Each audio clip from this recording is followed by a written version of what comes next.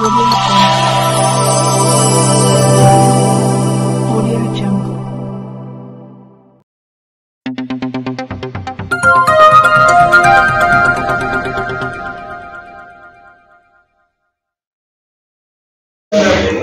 नमस्कार, सत श्री अकाल, जय भीम मित्रांनो.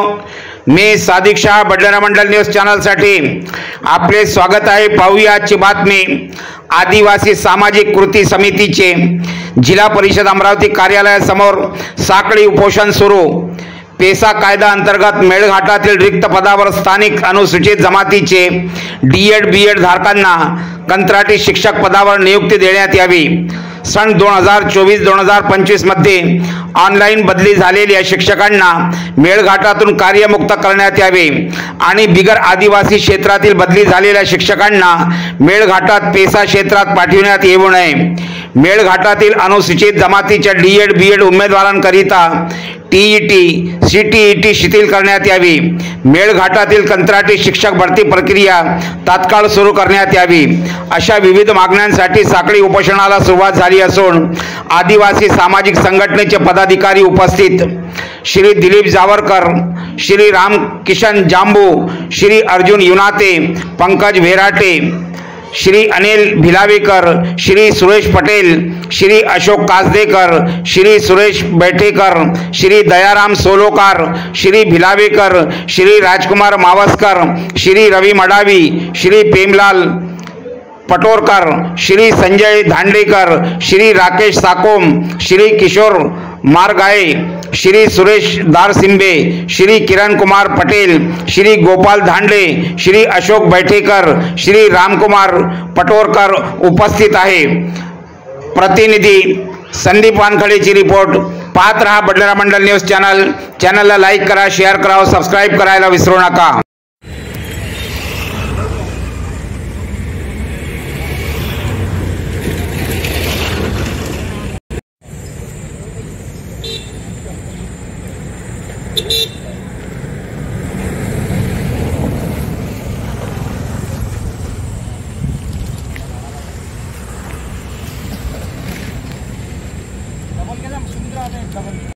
पेसा कायदा भरती झालीच पाहिजे. जिल्हा प्रशासनाचा निषेध असो. जिल्हा प्रशासनाचा निषेध असो. जिल्हा प्रशासनाचा निषेध असो. पेसा पदभरती झालीच पाहिजे. झालीच पाहिजे. झालीच पाहिजे. पेसा पदभरती झालीच पाहिजे. झालीच पाहिजे. झालीच पाहिजे. या सरकारचं करायचं काय? खाली तुमचं वरते पाय. या सरकारचं करायचं काय? खाली तुमचं वरते पाय.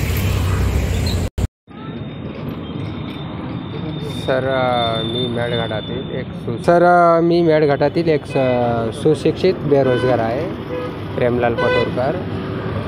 सर, आमचं मागणं असंच आहे की पेशा क्षेत्रातील जे स्थानिक उमेदवार आहेत त्यांना कंत्राटी शिक्षक म्हणून नियुक्ती देण्यात यावी असा शासनाचा एक पत्र आहे आणि आपल्या अमरावती जिल्ह्यातील शिव मॅडमलासुद्धा हा पत्र प्राप्त झाला आहे. 23 एप्रिल 2025चा हा एक पत्र आहे, त्यांना निवेदनाद्वारे मंत्रालयातून सदर करण्यात आलेले आहे. परंतु आपल्या स्थानिक जे अमरावती जिल्ह्यातील शिव आहे ते ह्या पदभरतीला विलंब करत आहे. त्यामुळे आम्ही साखळी उपोषणाला सध्या बसलेला आहे आणि जर आमच्या मागण्या पूर्ण करत नसेल तर आम्ही अजून त्यांना नवीन निर्देश देऊ की आम्ही अन्नत्याग उपोषण करू, असं आमची मागणी आहे. तुमचं संपूर्ण नाव? पूर्ण नाव माझा प्रेमलाल ब्रिजलाल पटोरकर. मी स्थानिक मेळघाटातीलच उमेदवार आहे सर. आणि यापूर्वी जे पदभरती झाले आहे त्या पदभरतीमध्ये सुद्धा घोटाळा झालेला आहे. कारण की स्थानिक उमेदवार 11 विद्यार्थ्यांना घेतला आहे आणि त्याच्या व्यतिरिक्त इतर म्हणजे सर्वसाधारण विद्यार्थ्यांना 64 विद्यार्थ्यांना नियुक्ती देण्यात आलेली आहे. आणि जे विद्यार्थी पेशाच्या जो चौकटीत नियमाच्या चौकटीत बसणार नाही असा 34 विद्यार्थ्यांनासुद्धा आपल्या अमरावती जिल्ह्यातील शिव मॅडमांनी त्यांना नियुक्ती दिली आहे. त्यामुळे आमचा एकच रोष आहे की आम्ही जे 23 एप्रिलचा जो निर्णय आणलेला आहे तो निर्णयामुळे आमच्या मेळघाटातील डीएड बीएड बेरोजगार उमेदवारांना नियुक्ती मिळायलाच हवी अशी आमची मागणी आहे सर.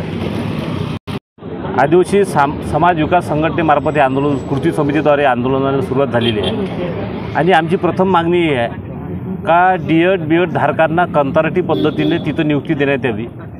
23 एप्रिल रोजी शासन निर्णय आलेला आहे. कक्ष अधिकाऱ्यांनी शासन निर्णय काढला आणि तो डायरेक्ट मुख्य कार्यकारी अधिकारी जे मॅडम आहे त्यांच्या नावाने काढलेला आहे का मेळघाट क्षेत्रामध्ये पेशा पदभरतीनुसार कंत्राटी पद्धतीवर शिक्षकांची पदभरती करण्यात यावी. परंतु मॅडम त्या शासन निर्णयाला जुमानत नाही. मॅडम त्या शासन निर्णयाचं उल्लंघन करते.